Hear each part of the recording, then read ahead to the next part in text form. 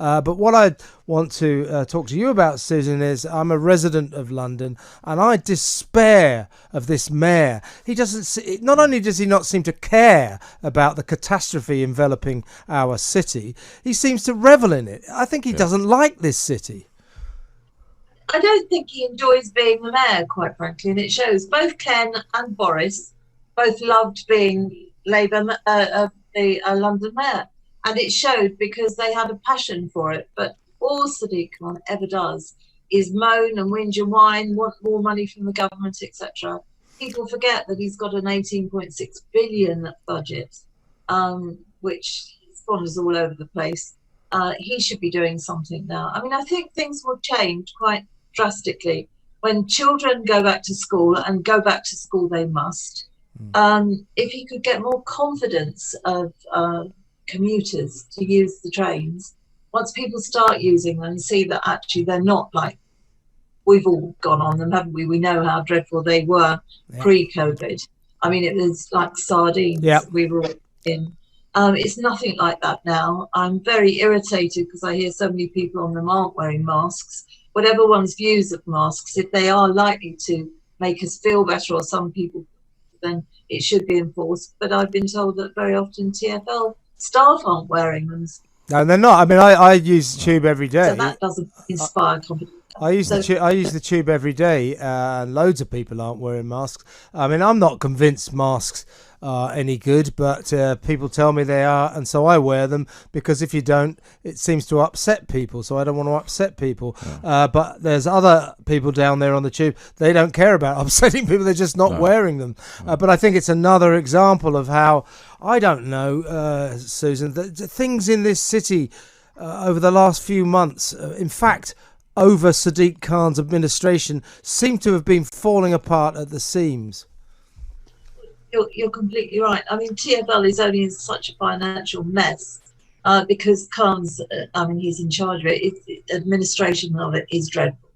I mean, he's in charge of three things mainly. TfL, Transport for London, and it's a disaster. He's in charge of house building, and despite having been given billions by the government, it just isn't building what he should be.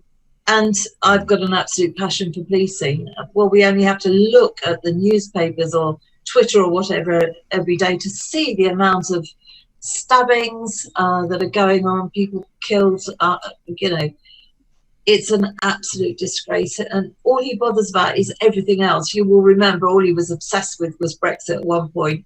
And I have on many occasions said, stop fretting about that. Just get on with what you are responsible for, and it's those three things. Well, look at Crossrail. I mean, and also the congestion charge that he's brought in 7 days a week till 10 at night. I mean, that's that's not going to help, is it, Ash? No, it's not. Every which way you look, he's a disaster. And this, we must get to. I mean, this is a problem, I think, that's happening in every city. So let's nationalise this discussion a bit. We don't want to get too. And there's a lot of businesses saying they don't want their workers to come in the city now, and it's not all political. It's because businesses are saying you don't need to come in anymore. That's what I was going to ask Susan. I mean, it was extraordinary to me. I think it was last week that this alleged mayor of this city suddenly woke up to the fact, having said, oh, it's great, people are working from home, that's good for the environment. Then he suddenly realised there's nobody in London and the city economically is falling apart at the seams, so he suddenly puts this plaintive cry out, oh, come back to work.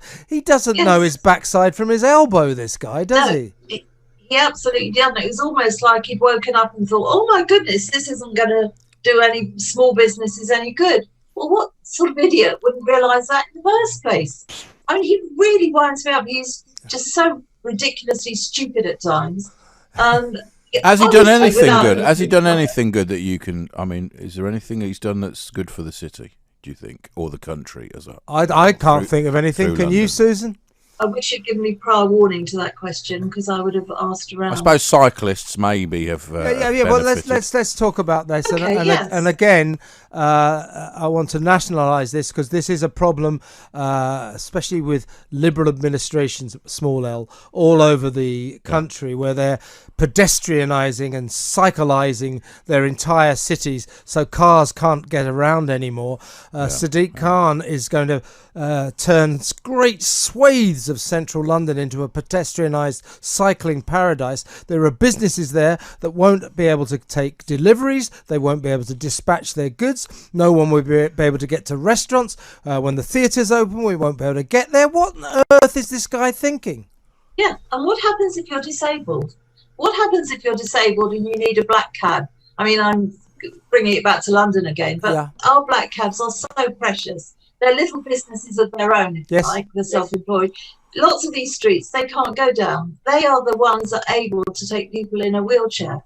I think some of these schemes that have been put in haven't been thought through properly at all. It's an absolute disgrace. And I mean, you only have to drive around London and you are stuck in traffic jams everywhere. Well, the emissions, if he's concerned about emissions, there's emissions all over the place where all the traffic jams now. Yeah, I mean, it's exactly. terrible to their black trade. Dreadful.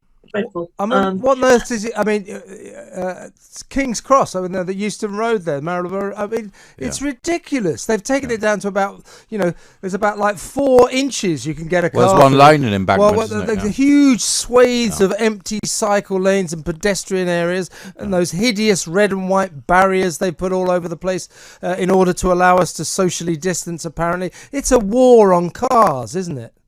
Well, yes, but if you take it even further, what happens when ambulances need to get through, or fire tenders need to get through, or increasingly poor police officers have to try and get through to the scene of yet another crime? What happens when they can't get through these streets? Either because of the back jams of cars everywhere, or just because there's physical barriers stopping them. Yes, they've got the key so they can get out, undo the barriers and go through. Well, when they're chasing an emergency, they don't want to be doing that. I've actually asked for some figures on a response time for some of our emergency services. Sometimes it just is not thought through. It may be very nice if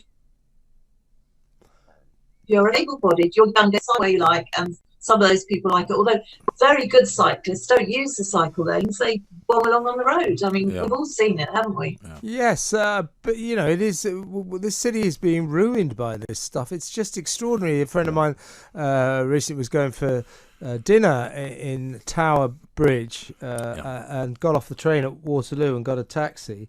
For the people who don't live in London, I suppose, what is that, about 2 miles, 2.5 miles? It took 2.5 hours. It's happening in all cities as 2.5 hours. Big cities it's happening. It's just ridiculous. I mean, what is going through this guy's head? Well, there's nothing in the middle, so it'd be going through one ear and through the other one. I don't know. He's such a disappointment. And it isn't because he's Labour. As I say, Ken Livingstone loved London, so did Boris. He's just the wrong person. It's not the job that he loves. Is he looking for the next job, do you think, in national politics? Well, I think he was. I think he was. Because he never thought Corbyn would last. Well, how on earth did he last as long as he did? But he did. But because he is in the wrong place, wasn't he, to apply to be that. I think that's what he's got his eye on eventually, to do what Boris has done. But